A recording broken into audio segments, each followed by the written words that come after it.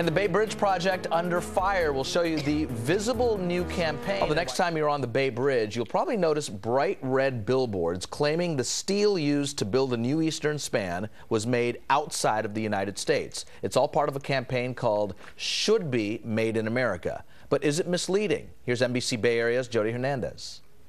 The Bay Bridge project is coming under fire tonight as workers move closer to finishing the eastern span of the Bay Bridge. Critics say work that could have been done here was instead outsourced to China.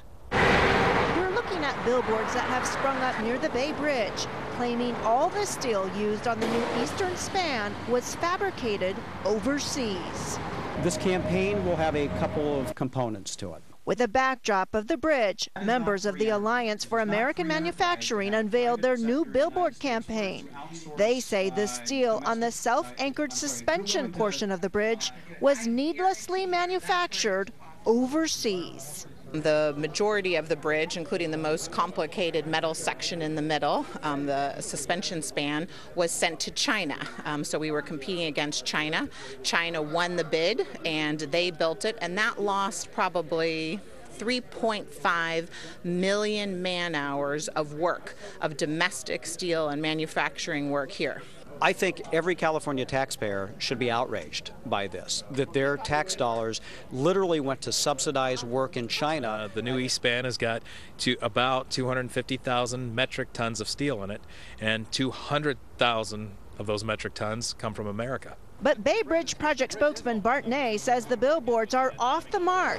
He says the steel for the self-anchored suspension portion could not have been fabricated here in a realistic time frame. There were no American firms that were available to do the work. Then there were no American firms available to do the work because the capacity doesn't exist in the country then, and neither does it now, to be able to build that type of steel within the time frame for the project. CHANDRA Brown, vice president of Oregon Iron Works, says that's not so. We were part of a consortium who bid on this bridge and absolutely believe that we have the capacity and the capability to have built a great bridge right here.